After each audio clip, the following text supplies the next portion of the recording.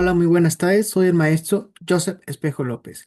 El día de hoy vamos a empezar con la cápsula número 2 de la materia Política Criminal y Conflictos Dogmáticos de la unidad número 1, la sociedad de riesgo. Sin embargo, ¿cuál va a ser el objetivo de esta cápsula?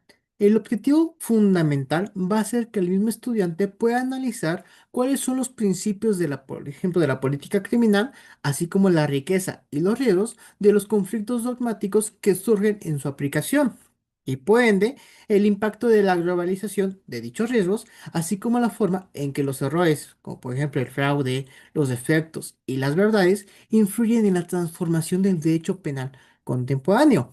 Es decir, a lo largo de toda esta cápsula iremos estudiando poco a poco cómo la política criminal, la riqueza, el riesgo y los conflictos dogmáticos derivan de su implementación, así como los fenómenos que conforman la globalización de los riesgos y cómo estos modifican la percepción y gestión del peligro dentro de la sociedad actual y vigente de nuestro país. Ahora bien, estableciendo esto, vamos a empezar con analizar este concepto muy interesante de la riqueza y qué relación tiene con los riesgos, es decir, con los delitos. Erróneamente, muchas personas consideran que la pobreza, la falta de recursos, es sinónimo ¿de qué? De riesgos, de delitos, de delincuencia. No obstante, si bien es cierto que en una sociedad en la cual no se implementan mecanismos necesarios para que la sociedad no llegue a delinquir, sin embargo, también actualmente no solamente existe ese tipo de riesgo, esos tipos de delitos. Tanto es así que, por ejemplo, aquellas personas que han acumulado gran capital, gran riqueza, cometen también delitos. Y posiblemente suena muy, pero muy difícil de creer. Sin embargo, es una realidad que actualmente sucede tanto a nivel nacional como a nivel internacional. Por ejemplo, al momento que se va acumulando lo que es el capital, esto da pauta a que se cometan los famosos delitos blancos o de cuello blanco. En este caso, fraudes, corrupción o evasión fiscal. Es decir, no solamente en los lugares marginados vamos a encontrar riesgos para la sociedad, delitos, sino también en sociedades en las cuales posiblemente hay un mayor nivel educativo de riqueza. Sin embargo, lamentablemente, por ese nivel educativo que tienen estas personas, también va modificando la forma en la cual van cometiendo delitos, lo cual es sumamente fascinante. ¿Por qué? Porque eso significa que la pobreza no es sinónimo de delincuencia.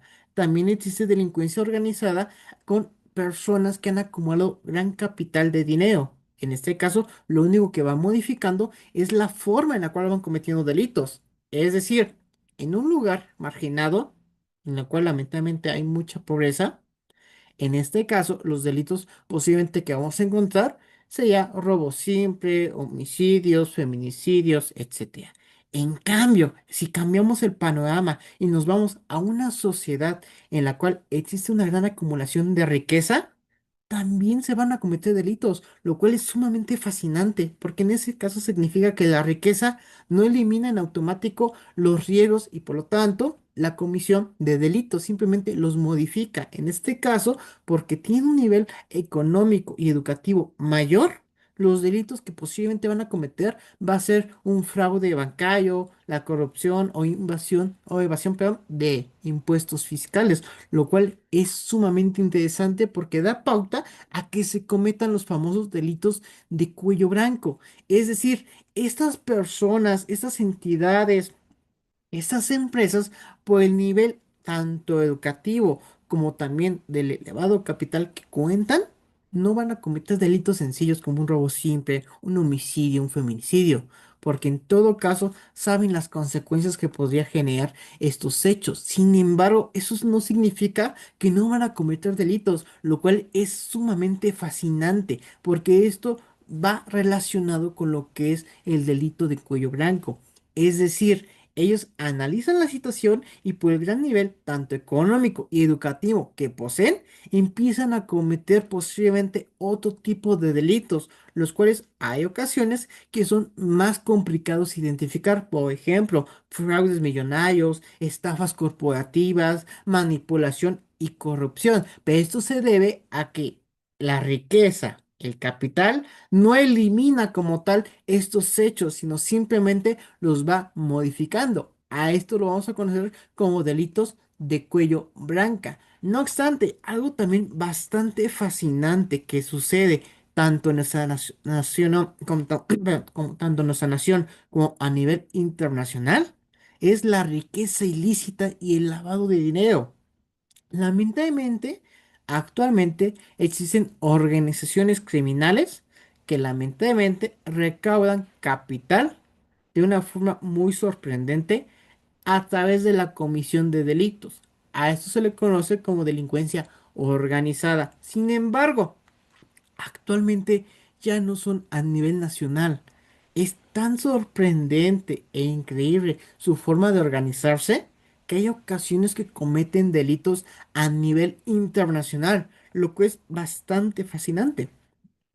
De hecho, algo también muy interesante es que estas organizaciones, al momento de empezar a cometer dichos delitos, empiezan a recaudar una gran cantidad de dinero, los cuales justamente lo adquieren a través de este tipo de conductas totalmente ilícitas. En este caso, el narcotráfico, la corrupción, la trata de blancas, el crimen organizado, lo cual da a entender que a través de este tipo de conductas fortalecen el crimen organizado y hasta cierto grado también la corrupción institucional.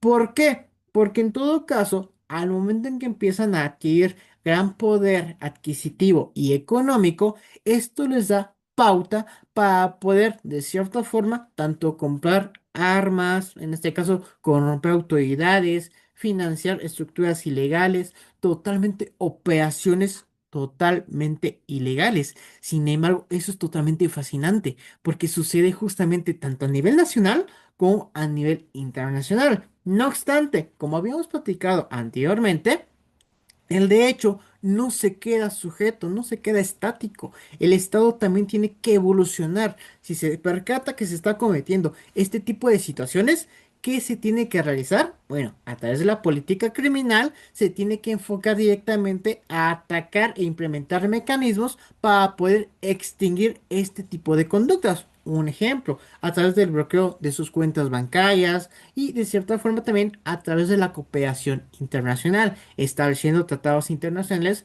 que justamente ayuden para poder evitar que el crimen organizado, tanto nacional como internacional, se sigue cometiendo día a día y de cierta forma evitar que la misma autoridad se llegue a corromper, porque es tan sorprendente el capital que, por ejemplo, llegan a adquirir esta delincuencia organizada que tienen suficiente capital para poder sobornar a la misma autoridad. Y en todo caso, si llegan a sobornar a la misma autoridad, lamentablemente estas conductas se siguen cometiendo día a día, como por ejemplo el tráfico de armas, la delincuencia organizada, el tráfico de trata de personas, etcétera. Conductas que todos sabemos que están mal, sin embargo, lamentablemente se siguen sucediendo una y otra vez. Por eso es importante que el Estado implemente formas para poder combatir y eliminar, es decir, erradicar todo este tipo de conductas como el crimen organizado, tanto a nivel nacional como a nivel internacional, lo cual también es fascinante. ¿Por qué? Porque significa que actualmente, por ejemplo, ya no solamente es delincuencia organizada a nivel local, ha progresado y de forma tan fascinante que, por ejemplo, el narcotráfico lo podemos encontrar relacionado en diferentes países de Norteamérica, Canadá, Estados Unidos de Norteamérica, México, etcétera, lo cual da pauta a la globalización del riesgo.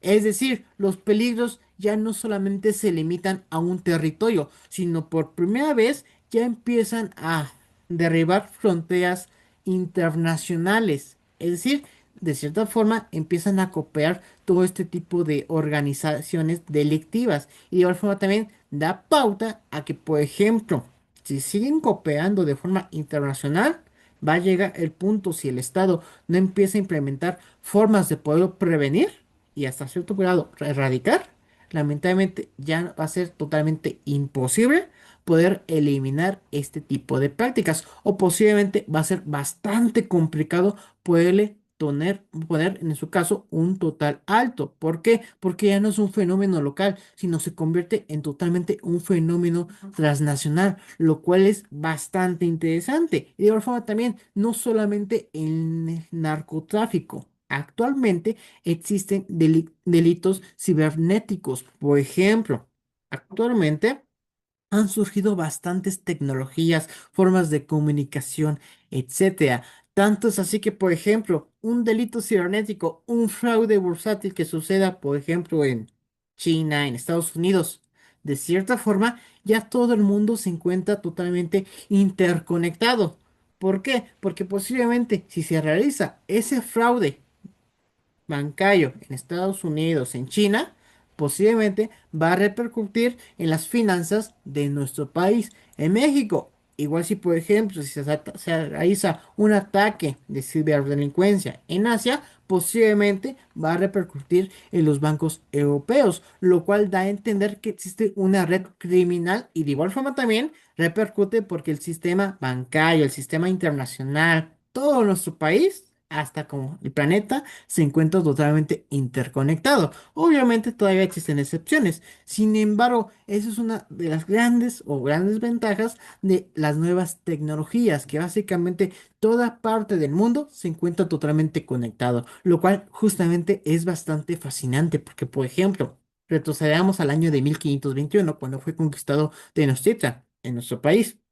Nunca se hubieran imaginado que posiblemente el día de mañana podíamos conectarnos a una red a nivel internacional y solamente con conectarnos con pulsar un pequeño botón podemos ver y dialogar con otra persona que está al otro lado del mundo, lo cual es bastante asombroso. Lamentablemente hay personas que utilizan este tipo de tecnologías para cometer crímenes. Sin embargo, aún así resulta bastante interesante. Ahora bien, si lo analizamos respecto a un análisis tanto jurídico como sociólogo, también tenemos que mencionar que si bien es cierto, ya el crimen es totalmente internacional y lamentablemente sucede, también es necesario que a través de la política criminal los estados a nivel internacional, México, Estados Unidos de Norteamérica, Canadá, Brasil, España, África, India, etcétera, empiecen a interactuar y de igual forma también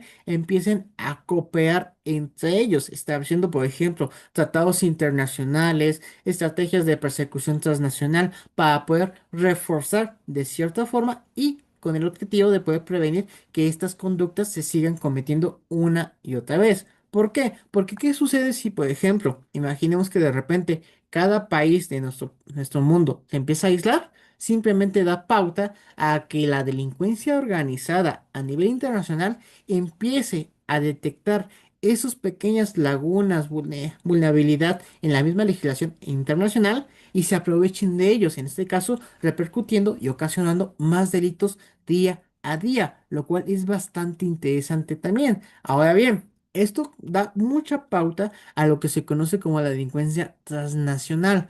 ¿Por qué? Porque básicamente nos establecen, nos damos cuenta que grupos delictivos que posiblemente se organizaron en nuestro país ya no solamente se organizan de forma local, sino ya se empiezan a poner de acuerdo con otros grupos delictivos de otros países, dando pauta a la delincuencia transnacional, lo cual es bastante interesante. Todo esto gracias a la pauta de la nueva tecnología y de cierta forma, al momento en el que el crimen organizado se empieza a organizar entre sí, entre otros países, entre continentes, lamentablemente se ve sobrepasado lo que es el derecho penal local.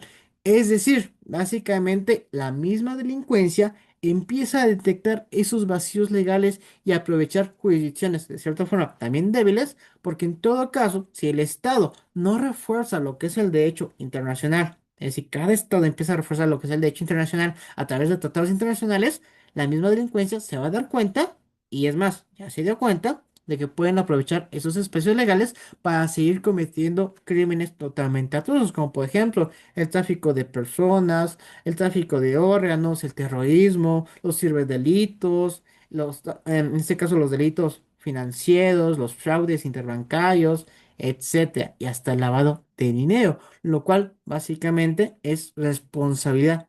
tanto del Estado y de todos los individuos, en este caso, cooperar tanto con el Estado, así como del Estado, implementar mecanismos para evitar que este tipo de conductas sigan creciendo y hasta cierto punto erradicarlos totalmente.